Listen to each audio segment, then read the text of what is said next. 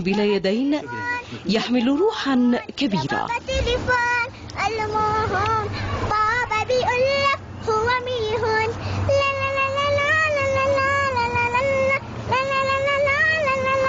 لا لا. من زمان كانت تعلمنا الأناشيد بس ماش عندنا طيور الجنة. لما نروح أنا وأبي في أي بلاد كذا بعدين ندخل نتفرج على طيور الجنة وبعدين تخرج طيور الجنة ونحفظ الأناشيد منها والقرآن وكل شيء. وبعدين أقرأ القرآن وأنشد ولما أروح المدرسة أقول يا أستاذة لو سمحتي معي أنشد تخليني أنشد الأناشيد وتعود تقول للفصل صف قولها. هدية حسن شجعان قبل 12 عاما كان مفاجئا لأسرتها والجيران والأقرباء أن تولد بلا يدين، لكن المفاجأة الأكبر كيف تصنع مستقبلها على نحو لم يتوقعه الجميع. كذا ولدت خلق من ربي، لأنه لما كانني صغيرة أجو الحريم مليان عندنا، وبعدين أجو قالوا لأمي قولي لزوجك يروح عند دكتور يقدر يخرج يدتنا. وروح أبي من السوق قال طيب بروح عند الدكتور يمكن يطلع علي يدي ما بشيطان. قال روح ولا راح عند الدكتور قال لي يا دكتور هو سوداني من السودان. قال له يا دكتور معي بنت صباح خلقا بلا يدين. قال نمسا انك تطلع ما يدين. قال لا ما شيء شرادي انزل اطلع لك من دقل هذا خلق ربي هذا هدية من هداها الله. قال ما اسمها قال هدية اسمها. بقدميها تؤدي هدية وظائف اليدين، تأكل وتشرب وتكتب وتراجع الدروس وتلعب أيضا، وتتلقى بعض المساعدة من والدتها في تطفيل شعرها وارتداء الملابس. إذا رغبت أمي يعني أغاسل لها يعني وطهرها وصب لها الأدوان وأغاسل لها يعني وأكنس البيت يعني وأنظفه وأرتبه وأخلي بيت حالي، ويعني وأروح عند الجيران كذا ألعب شوية وأرجع أروح نصلي مغرب وأرجع أتفرج شوية وأرجع لقالت أمي وأرجع أتغدى برجلي وأكل برجلي وأكتب برجلي وأكنس برجلي وأفعل كل حاجة برجلي. تدرس هدية باجتهاد كبير وتأمل أن تصبح معلمة للأطفال، وقبل أن تحقق هذا الحلم تعلم هدية الكبار والصغار دروسا في فن الحياة.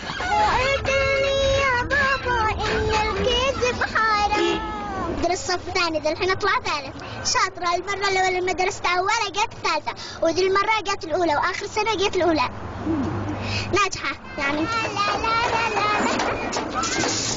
تتمتع هدية بنشاط متدفق تجمع حولها الصديقات، وحيثما حلت تشيع أجواء البهجة والسعادة والتفاؤل. شو اسمك يا حاج؟ حسن علي. علي من؟ شجعان. وفين ساكن؟ مديخة، هيجة مديخة. يعني ايش هيجة مديخة في مدينة ايش؟ ناحية الشاهي. كيف؟ اللواء حجة. وكيف يعني أنت ساكن هناك مرتاح كويس؟ الحمد لله. كل حي مستور، ما يكتشف حال الإنسان إلا بعد ما يمت، واللي هو بخير عاده جاهه مستور. ويعني أنت يعني ليش طلعت لحجة صنعاء يعني؟ طلعت بعد قناة السعيدة. أيوة. الله يحفظهم. شو بدك من قناة السعيدة؟ عشان أسجل هذه البنت. أيوة. ما بدي ينفع قلوبها. أنا دورت لاليدين ما لقيتش.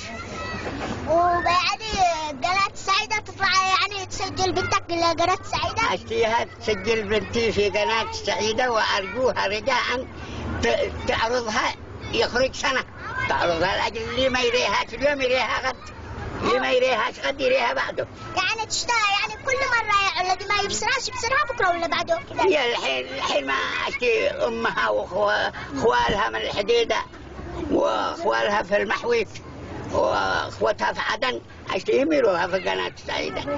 كيف يعني معك جهال معي 4 أنفار وسنتين بنويت 4 اللي يشلون قعادة لقدمت. أيوة. وسنتين بنويت يعديني. واحدة بليدين وثانية بعدها. كيف يعني الثانية معها صابرة يداتها؟ صابرة ربي يديها بعد ما خلقن هذه البنت قلت يا رب خلقتها بلدين انت تدلها من يعين فيها بعد ما نمت انا امها. ما مش معاك معاش ولا مرتب ولا حاجة؟ سجلونا في الضمان، هي بنت اللي مبكحة سجلوها 3000 من 3 أشهر. ايوه لله در الحكومة. ايوه. وانا رحت في التعاون قطمت يدي ورجلي، كتبت هني كان معي 5 شهريا. بعد ما ذاك التعاون ردوها في ما باسمها ضمان، ردوها في الضمان يدوا لي 4000، ربحوني 1000 يشلوا علي 1000. والفجر وليال العشر والشفع. ما زال أمام هدية الكثير لتفعله وتعرفه. تريد أن تحفظ القرآن وقد أتمت جزئين، وأن تسجل الأناشيد، وأن تزور المطار وتركب الطائرة، والأهم أن تحصل على إجابة عن أين ذهب الجزء الأكبر من المساعدة المالية الشهرية التي وجه بها رئيس الجمهورية.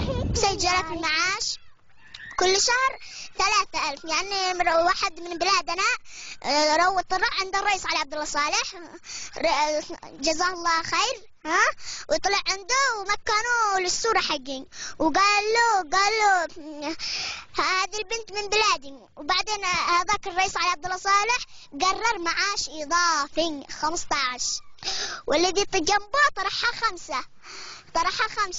وبعدين شلها القاضي قال يا رئيس، قال له بنت من بلادي تدلها 5. قال أنا ما طرح، أنت قاضي؟ قال له أيوة. قال أنا ما طرحتش 5، أنا طرحت معاش إضافي. كم هو المعاش الإضافي؟ قال له 15. قال له خلاص أنت قاضي، أنا طرحت 15 ما طرحت 5000. ورجع ذاك كل شهر 3، يعني اللي 3 ولا ب4 7 كل شهر. أبشروا جند بنا رسول الصلاة، بالقدوة علمنا بالقرآن أرشدنا، علمنا الإحسان والصدق والأمان